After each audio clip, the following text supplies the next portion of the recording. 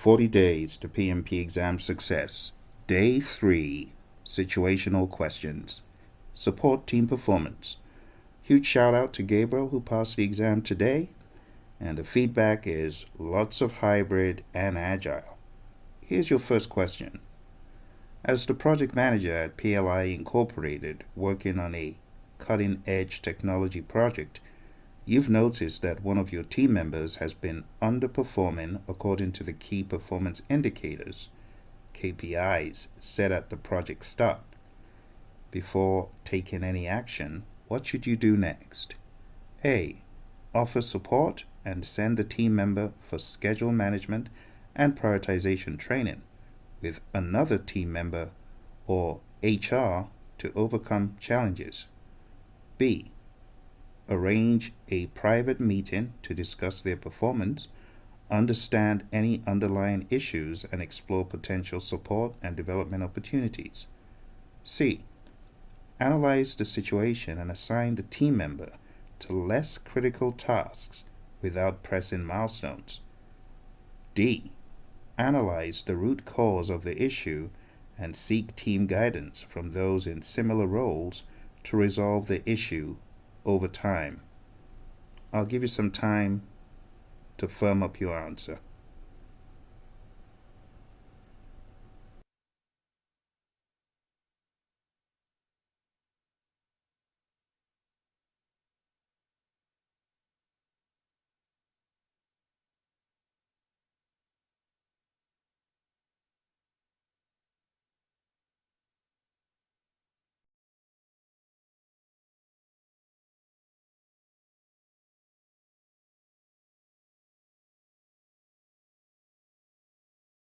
Hit the pause button if you need more time.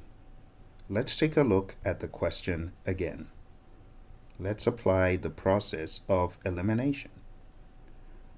It says, you've noticed that one of your team members has been underperforming according to the KPIs. Before taking action, what should you do next? Right off the bat, we can analyze some that seem right but are not completely sensible, like D. Analyze the root cause of the issue and seek team guidance from those in similar roles to resolve the issues over time. Well, time is ticking away. You need to do something more stringent than solving the issues over time and talking to others. Besides, you've got KPIs, which could be very helpful right now. D is not the best option. Let's take a look at option C. Analyze the situation and assign the team member to less critical tasks without pressing milestones. Well, analyzing the situation is good, but not getting data or reasoning from that and jumping to conclusions like assigning them to less critical tasks is not the best way to proceed. When you analyze a situation, you should actually do something with the data. The C just seems like you're checking the boxes. So we're left with A and B. Let's take a look at B. Arrange a private meeting to discuss their performance, understand any underlying issues, and explore potential support and development opportunities. Now that's not a bad thing to do, because what you're trying to do is explore potential support and development opportunities. So we're going to keep B in our back pocket. Let's take a look at A. Offer support and send the team member for schedule management and prioritization training. Why schedule management and why prioritization? Nothing in the question tells us that is the problem. So A is being presumptuous. For that reason, again, using the process of elimination, we'll get rid of A, and the best answer here is B. I'm curious to know, how did you arrive at your answers for these? If there's any that you rationalize differently, why don't you share? But the answer to that is B. Engaging in a private discussion helps identify causes of underperformance and opportunities for development, showing support for team growth. All right, let's move on to number 2. You are leading a project team at Engineers R Us and have noticed that a team member has significantly improved their skills and contributions to the project. How should you acknowledge their growth and development? A. Wait until the project's end to acknowledge their improvement in a final report without publicly acknowledging their accomplishments. B. Give immediate specific feedback and recognize their development in front of the team, possibly with a reward that matches their interests and contributions. C. Offer a generic thank you email to the entire team, not highlighting any individual, to avoid the team becoming jealous and stirring up conflict. D. Make a mental note of their improvement, but take no further action. Which one do you think is the right option? I'll give you some time to think.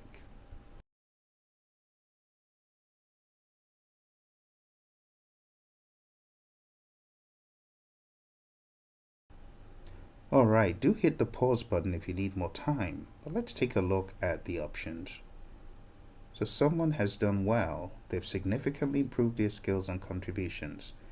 A. Waiting until the project's end is not in the spirit of servant leadership or great leadership. It is important to acknowledge those who have done great things on a project in a timely fashion so they do not become dispirited. This option that says acknowledge their improvements in a final report without acknowledging their accomplishments sounds like a bit of a mean-spirited approach. Sounds like a Theory X manager. We won't do that. So let's cancel that. Let's go to B. Give immediate specific feedback and recognize their development in front of the team, possibly with a reward that matches their interests and contributions.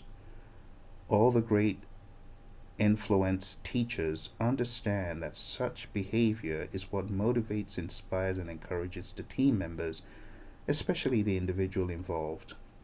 The great Robert Cialdini's work speaks to things such as this.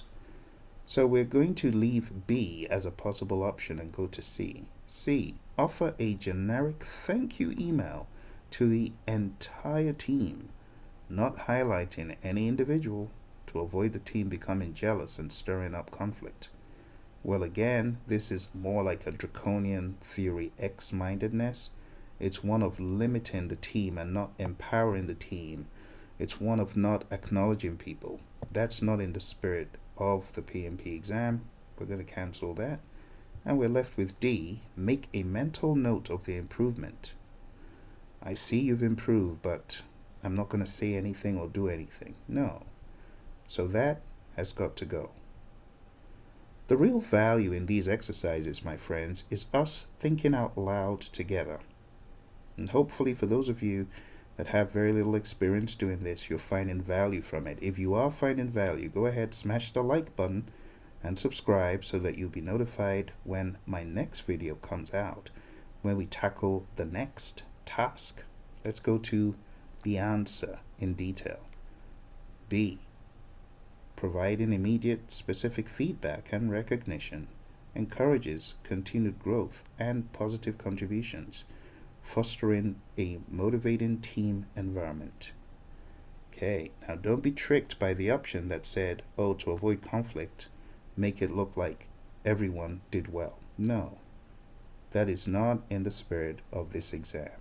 There's nothing wrong in acknowledging those who have put in the work and have done great on projects. It's only fair. Let's take a look at number 3.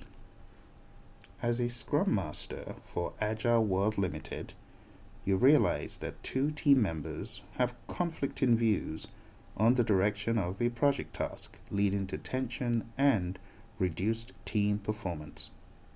What approach should you take to provide feedback and resolve the conflict?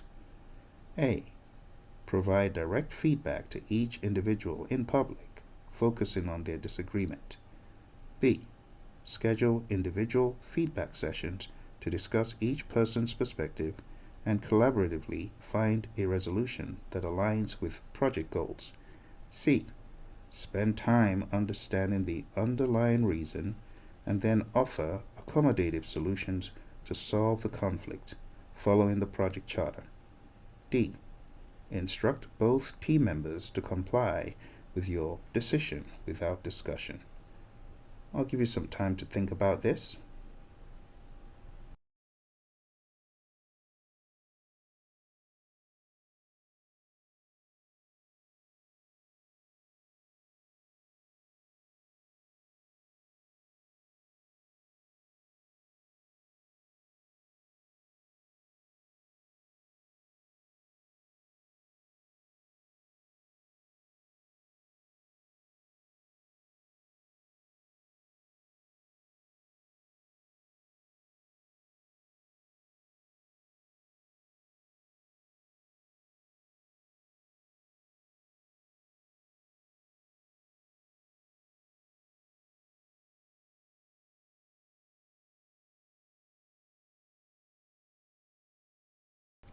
All right, well, let's take a look at the options. So, the summary of this is there's conflict, and it is leading to tension and reduced team performance. So, you cannot stand idly by doing nothing. So, what are you going to do? D. Instruct both team members to comply. Let's go from the bottom up this time. This is not the best option. This is a forced direct approach. Probably not the best. Let's take a look at C. Spend time understanding the underlying reason. Okay, it's not a bad thing. However, the question does say they have conflicting views on the direction of a project task. That's what it is. So we kind of know what the underlying reason is. But then it says offer accommodative solutions. What does that mean? When we use the word accommodating in the world of conflict, that means smooth or accommodate. Smoothing means someone conceding in the interest of another. It's probably not the best way to resolve conflict. And then it says to solve the conflict following the project charter. Now, the project charter does not give us guidelines for solving conflict. It's trying to make you think of team charter. So we're going to cancel C. It's not the best option. Let's take a look at B. Schedule individual feedback sessions to discuss each person's perspective, which is good, and collaboratively find a solution, a resolution that aligns with the project goals. Well, that's usually the best. Collaborate or problem solve. Let's take a look at A. Provide direct feedback to each individual in public. Not the way to go. No, we don't want to focus on the disagreement. Instead, it's better to focus on what we agree on. So the best answer here, my friends, is B. Let's go straight to B. And it says, individual feedback sessions that aim to understand each perspective and seek collaborative resolutions can help mitigate conflict and align efforts with project objectives. And that's very correct. You can have the individual sessions, get a good grasp on what's going on, and then come back collaboratively to decide on what the next best thing to do is. All right, we've taken a look at 3 questions so far, and we will take a look at a 4th question, but I really wanted to emphasize the importance of this process as you're getting ready for your exam to get really good reading quick. You have to read at a speed that allows you to complete the exam, because if you're reading at 2 minutes a question, before you know, the exam's going to be over, because you'll be spending almost double the time. For this exam, my recommendation is 1 minute 15 seconds, no more. If you're spending more than 1 minute 15 seconds, there's a likelihood that you will find the actual exam very challenging. The real problem is not just the questions or the difficulty of the questions. I'll tell you the truth, the real problem, it's the time. Having enough time to read everything. That's what the challenge is. All right, so keep that in mind. Let's take a look at our final question for today. In a project at PRG International, a team member has shown remarkable improvement after receiving specific training and feedback. However, you believe that there is still room for performance enhancement. What should you do next to verify and encourage further improvement? A. Offer any feedback assuming the maximum improvement has been reached. B. Recommend transferring the team member to a different project where less improvement is needed. C. Encourage continuous feedback and set new challenging but achievable goals to encourage further development. D. Limit feedback to written reports to reduce the pressure on the team member. I'll give you time to think about this one.